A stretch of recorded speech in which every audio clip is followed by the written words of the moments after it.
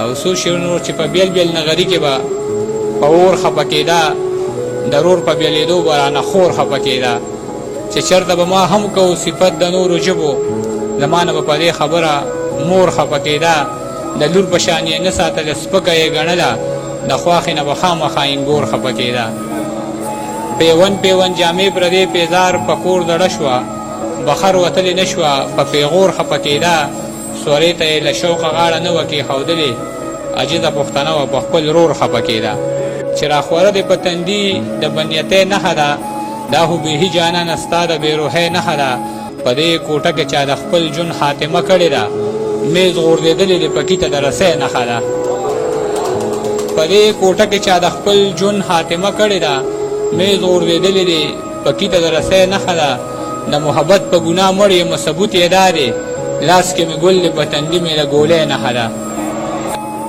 لکه زرګر چې څنګه سره پیژني، داسې دنیا دا پښتانه پیژني، ټیک ته د ښار خلک مې نه پیژني، خو ما د کلي لوی واړه پیژني.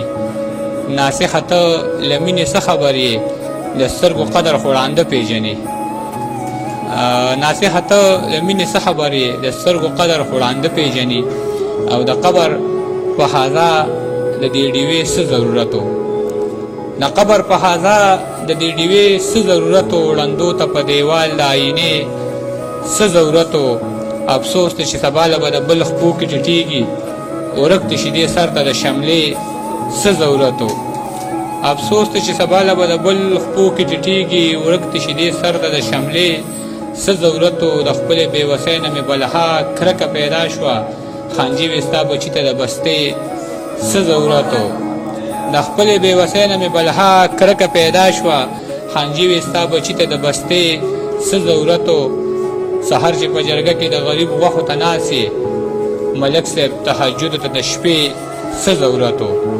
سحر چې په جرګه کې د غریب غوښو ته ناست یې، ملک صاحب تهجد ته د شپې څه ضرورت و. دا چا چې قتل کړی دی هم دلې سزا ورکې، ملک صاحب نو په دې کې د سورې څه ضرورت و. سحر نه تر ماښامه د جس په انتظار و، چې نه راتلې اشنانو د وادې څه ضرورت و.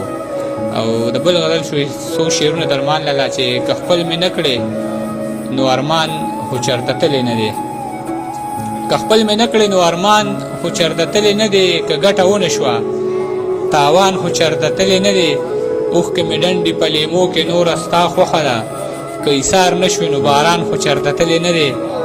په ځنګلونو کې په ځان کلمې مه چوف کوه، که سپو ونه خوړې انسان خو چېرته تللی نه دی.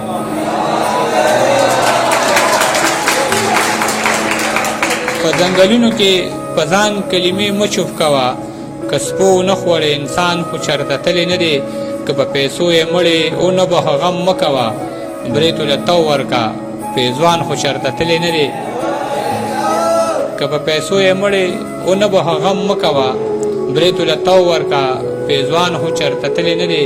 که په ټول کلي کې د وس په چا ونه رسېده، د دې عجیب سړي ګریوان خو چېرته تللی نه دی.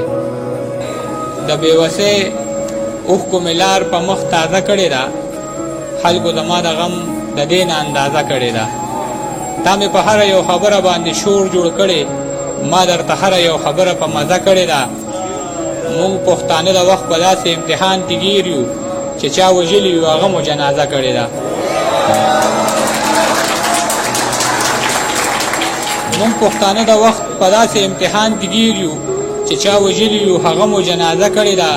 جانانه راشه د تیرو بڼو کمال دې وینه، د زړه پر هر مې یوه بله ترازه کړې ده. جانانه راشه د تیرو بڼو کمال دې وینه، د زړه پر هر مې یوه بله ترازه کړې ده. د لاس بنګړي یې ماتول او په ژړا یې ویل، عجیز رښتیا مړ دی که خلکو اوازه کړې ده.